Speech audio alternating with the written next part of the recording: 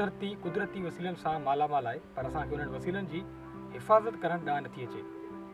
मंछर ढंढ जे नाले सां सुञाणी वेंदड़ ही ढंढ न सिर्फ़ु सिंध, न सिर्फ़ु पाकिस्तान, बल्कि एशिया जी सभ खां वॾी मिठे पाणी जी ढंढ हुई ऐं शायदि थी बि सघे थी।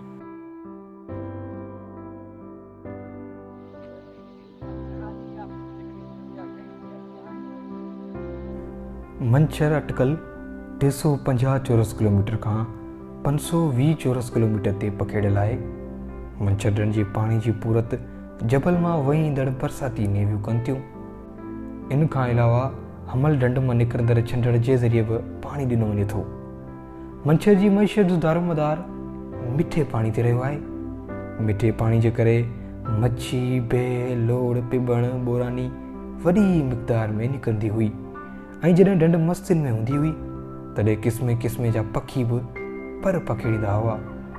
पाणी हुअण करे फसल ज़रिए बि रहवासियुनि खे लाभ हासिल थींदी हुई।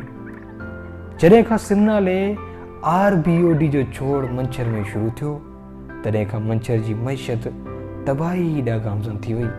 मंछर जे किनारनि तोड़े मंछर में ॿेड़ियुनि जे घर में रहंदड़ माण्हू लॾे विया, जंहिं करे मंछर ढंढ ऐं किनारा बरपट ऐं वीरान थी विया आहिनि। हाणे मंछर गंदे पाणी जे नाले जो ॾेक ॾेई रही आहे।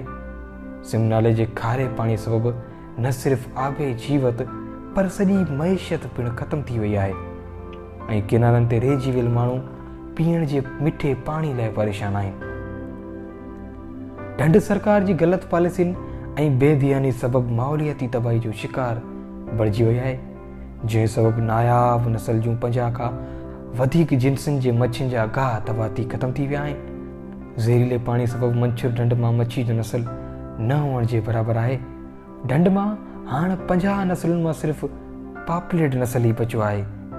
मंछर ढंढ जी ज़हरीले पाणी पीअण सबबि केतिरा ई मुहाणा अजल जो शिकार थी विया आहिनि, जॾहिं त गुलनि जहिड़ा मासूम ॿार, औरतूं, मर्द मुज़ी मर्ज़नि में मुब्तला थी विया आहिनि। मंछर जी ख़ुशहाली ऐं मुहाणनि जी वापसी हाणे तॾहिं ई मुमकिन आहे जॾहिं फैक्ट्रियुनि ऐं गटर जे पाणी खे हिन कुदरती ऐं ख़ूबसूरत ढंढ में छोर करणु बंदि कयो वञे ऐं सिंधु दरिया मां ताज़ो ऐं मिठो पाणी छोड़ कयो वञे।